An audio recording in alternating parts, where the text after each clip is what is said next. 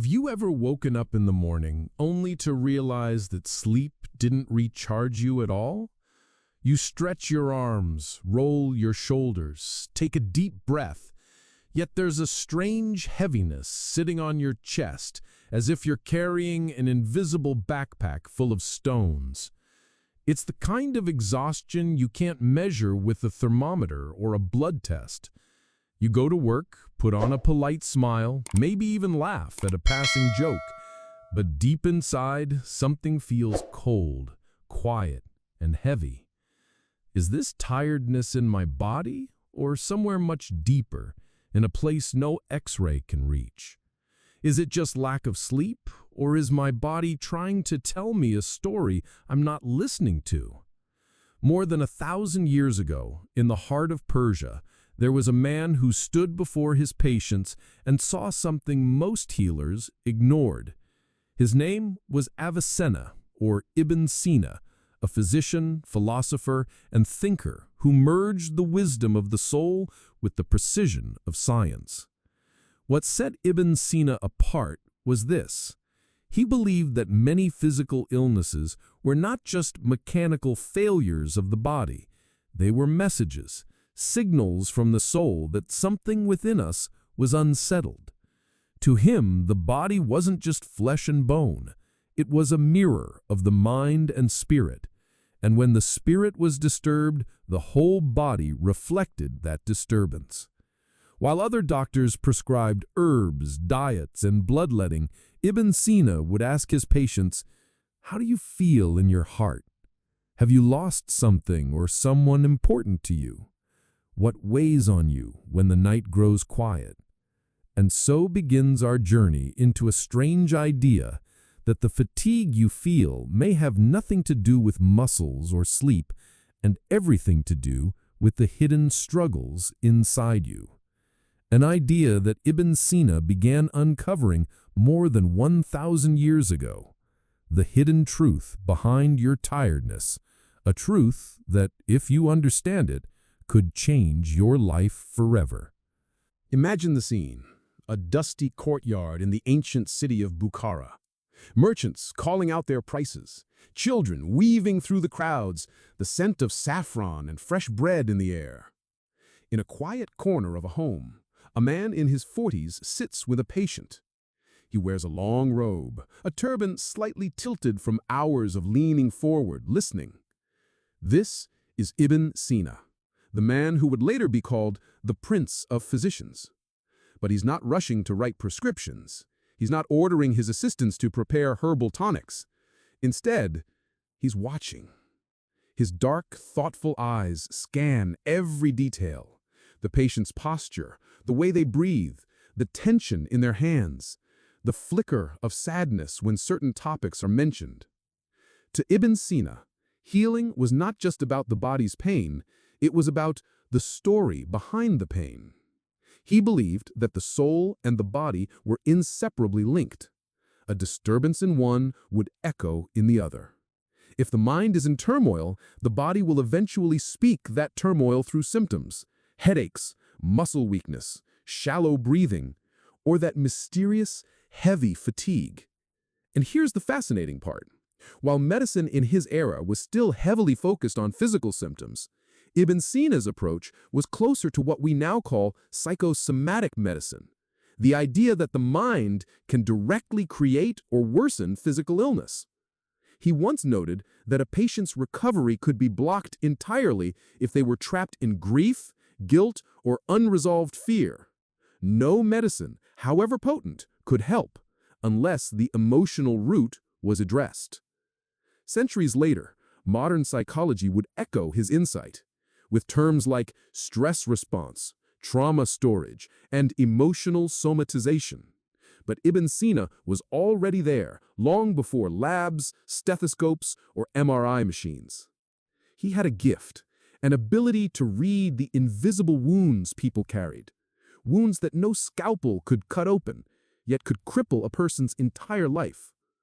And so he treated his patients not just as bodies that needed fixing, but as whole human beings, complex, fragile, and deeply connected creatures, where thoughts and feelings could shape health just as much as food or medicine. It was this belief that led him to one of his most revolutionary ideas, one that explains why so many people today still feel drained, lost, and physically unwell, even when their medical tests come back normal. In Ibn Sina's time, there were no long diagnostic codes, no blood panels, no CT scans. If you felt unwell and went to a healer, they would look at your tongue, check your pulse, maybe feel the temperature of your skin. But what if all of that looked normal, yet you still felt like a shadow of yourself? That was when most physicians would shrug, give you a mild herbal tea, and send you home. But not Ibn Sina. He had seen this before, a patient whose body appeared fine, yet every step was heavy, every movement reluctant, every morning met with a sigh. This was not laziness, this was not just in your head. This was what he quietly called an invisible sickness. The merchants in the bazaar might have called it the sadness of the heart.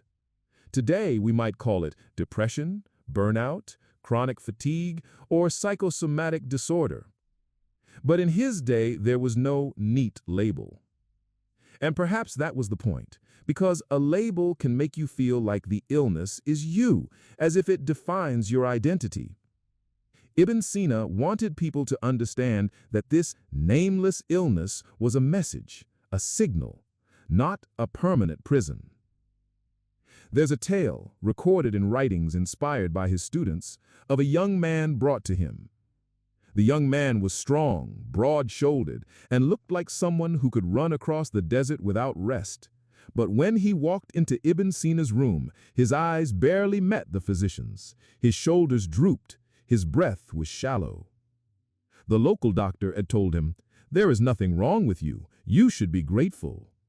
But gratitude was the farthest thing from what he felt. He woke each morning as if his soul had aged 100 years overnight. Ibn Sina didn't ask, "Where does it hurt?" He asked, "When did it begin?" He asked, "What was happening in your life at that time?" And slowly, like water trickling through stone, the truth came out. A deep heartbreak. A loss he had tried to bury, believing that real men did not dwell on sadness. The fatigue wasn't random. It was the body's way of forcing him to slow down and face the grief he had locked away. Ibn Sina believed that when the mind refuses to process an emotional wound, the body will speak it instead. Sometimes through muscle pain, sometimes through headaches, sometimes through that heavy, indescribable tiredness. He saw it as a kind of protective intelligence of the body. Your body loves you so much that it will create discomfort until you pay attention. And here's the truly radical part. He taught that these invisible illnesses were not enemies to destroy. They were teachers. The goal was not to fight them, but to listen. Modern research is just catching up. Today, studies on trauma and stress show that unresolved emotional pain changes hormone levels, immune response, and even the way our nervous system works. But Ibn Sina didn't need a lab to tell him this. He could see it in the way a patient's face changed when they finally told the truth about what was hurting them. But what happens when you ignore that quiet voice of the body? Ibn Sina warned, if you silence the whispers of the body, they will eventually become shouts. Small fatigue becomes chronic exhaustion. A mild headache becomes migraines. A bit of tension in the chest becomes shortness of breath or palpitations. And still, even now, in our modern age, how many people are given pills for their physical symptoms without ever being asked, what happened in your life around the time this began? It's a question that can feel like someone has opened a hidden door inside you, because often the answer is not a virus, or bad posture, or too little sleep. It's the fight you never resolved, the loss you never grieved, the truth you were too afraid to admit. So how did Ibn Sina treat these illnesses without a name? Not with a single miracle cure, but with a blend of listening deeply, letting the patient speak until the real wound emerged. Herbal support, not to mask symptoms, but to strengthen the body while the deeper work was done. Restorative practices, gentle walking, time in nature, breathing exercises, music. Mental and spiritual realignment, helping the patient reconnect with meaning, faith, or purpose. To him, the treatment was not a war, it was a reunion, bringing the mind, body, and soul back to the same table where they could finally speak to each other again. You might be reading this and thinking, I felt that fatigue, that strange emptiness, that weight I can't explain. If so, you're not broken, you're not lazy, you're not making it up. You might just be carrying the same invisible burden that Ibn Sina's patients carried, the burden of unprocessed emotions that your body is refusing to ignore. The first step is not to run from it, but to ask gently, what is my body trying to tell me? That question alone has healed more people than the strongest medicine. There's a moment in every healing journey when the fog begins to lift. Not all at once, not like in the movies where the hero wakes up suddenly cured, but in small, almost imperceptible ways. A deeper breath than yesterday, a thought that doesn't carry the same sting, a step that feels just a little lighter. Ibn Sina described this shift not as a miracle, but as a turning toward the truth. For weeks, sometimes months, a patient might come to him with the same complaint, tired, heavy, restless, empty. He would listen, ask questions, observe. Then one day, the patient would say something without realizing its significance. A truth they had avoided suddenly slipped out in a joke, in a sigh, in a story they thought was unrelated. And that's when he knew. The awakening had begun. Imagine sitting in a dark room for hours, maybe days. At first, you can't see anything. Then, your eyes adjust. You notice shapes, shadows. And then, almost without warning, a faint light begins to seep through the cracks of the shutters. That's what Ibn Sina believed the moment of awakening felt like. The light doesn't rush in and blind you. It invites you to notice it. It says, I am here when you're ready to look. This is the point where the illness without a name begins to lose its grip, not because it's been defeated, but because it's been understood. One of Ibn Sina's students recorded a case of a woman who had been bedridden for months. No fever, no wounds, no visible disease. Her family feared she was dying. Ibn Sina didn't ask about her symptoms first. He asked her to tell him about her life before she became ill. At first, she resisted. Then, slowly, she spoke of her work in the market, of laughter with friends, of a child she had hoped to have. Her voice trembled, her eyes filled with tears. And then she said it. It all ended when my husband left. The room fell silent. Even she seemed surprised to hear herself say it out loud. That was the light through the shutters. Not a cure, but the beginning of a path back to herself. Ibn Sina would always pause here. This is the part modern medicine often rushes past. Once a cause is identified, we want to fix it immediately, with a pill, with a plan, with a list of instructions. But Ibn Sina taught that recognition itself is medicine. Before the body can rebuild, it needs the mind to acknowledge what's real. He compared it to a gardener tending a sick tree. If you notice the tree is dying because its roots are parched, you don't just pour water once and expect it to recover. You first acknowledge the neglect, adjust the environment, and then, patiently, you nourish it over time. Healing, to him, was an act of devotion, not urgency. Here's something almost radical. Ibn Sina often prescribed less, not more. Less noise, less busyness, less rushing to get back to normal.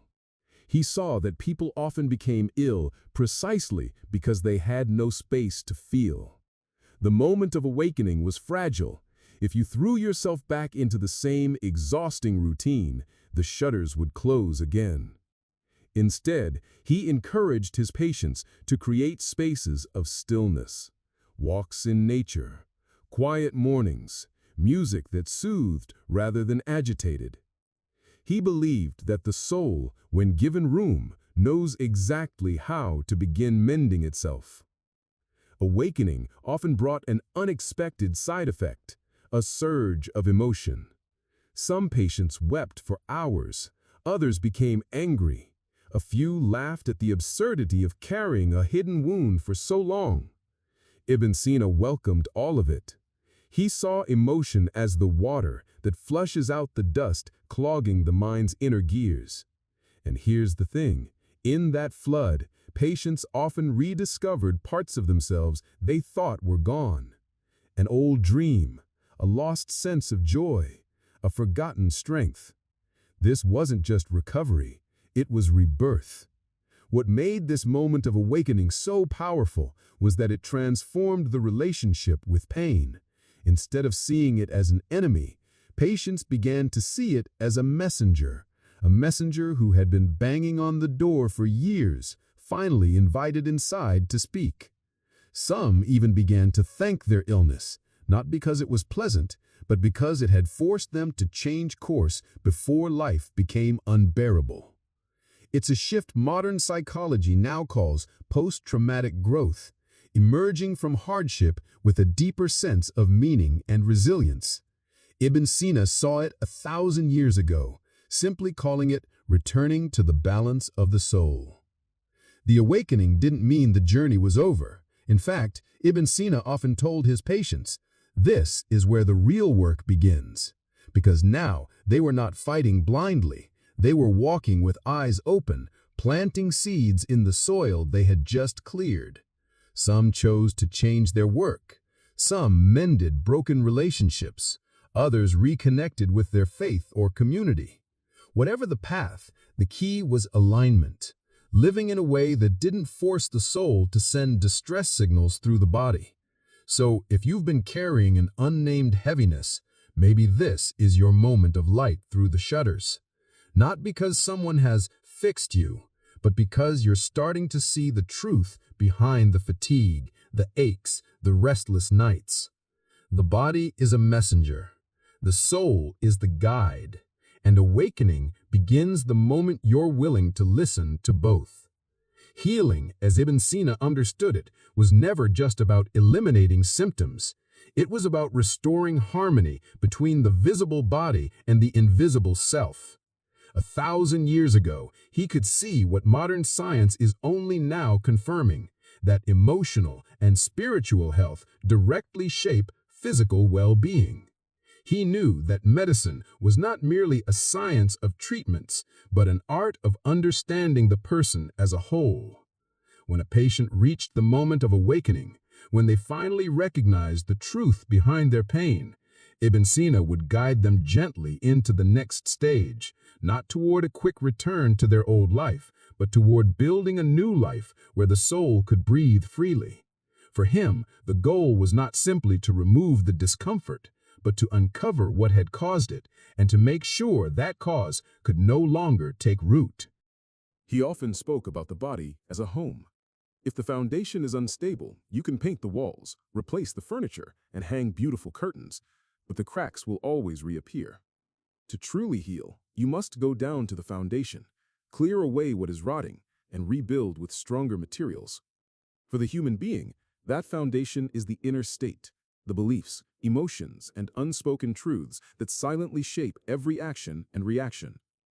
Ibn Sina would encourage his patients to cultivate practices that nourished both body and soul.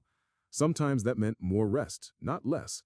Sometimes it meant physical movement, walking, stretching, breathing exercises, not as punishment or obligation, but as a way of reminding the body it is alive and capable. Other times it meant the courage to speak honestly about something that had been buried for years.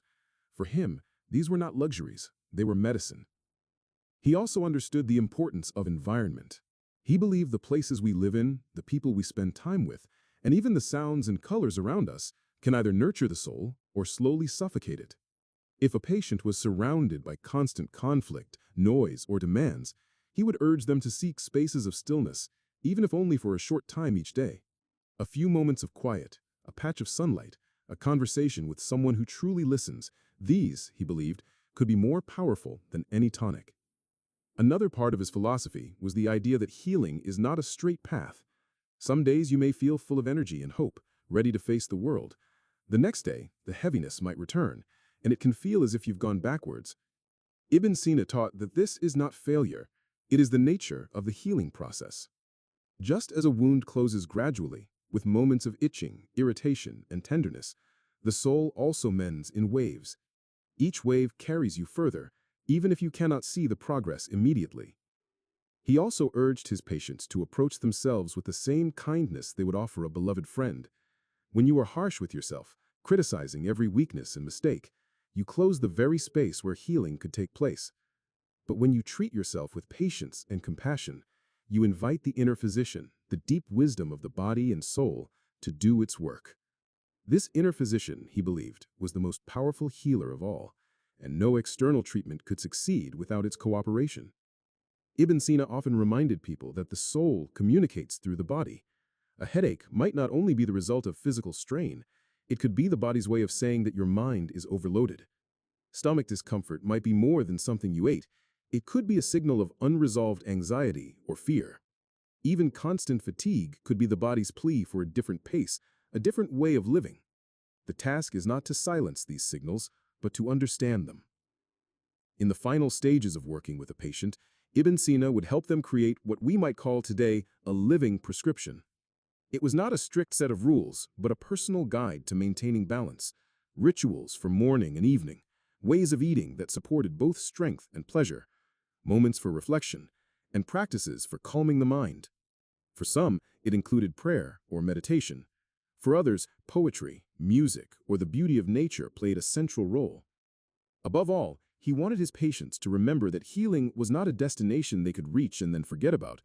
It was a way of living, a daily choice to care for both body and soul. Every meal eaten with awareness, every walk taken in gratitude, every moment of honesty with oneself was part of the medicine. And every act of neglect, every denial of truth, every unnecessary rush, every unkind thought toward oneself was a small dose of poison that could undo the work. For Ibn Sina, true healing often brought about something deeper than simply the absence of pain. Many of his patients, once they recovered, described seeing life differently. They no longer took their health for granted. They valued rest as much as action, listening as much as speaking, stillness as much as movement. They understood that the body was not a machine to be pushed until it broke, but a living home for the soul, deserving of respect and care. He believed that those who went through such a journey emerged with a kind of second birth, a renewed sense of purpose, and a deeper connection to themselves and the world. Pain had been their teacher, fatigue their messenger, and awakening their turning point. The illness had not simply left them, it had transformed them. And perhaps this was Ibn Sina's greatest message, one that still speaks across the centuries. What you feel in your body is not separate from who you are inside. When the two are in harmony, life flows with ease. When they are in conflict, every step feels heavy. Healing is not just the removal of suffering, it is the reunion of body and soul. And when that reunion happens, you don't just return to the person you were, you become someone stronger, wiser, and more alive than you ever imagined.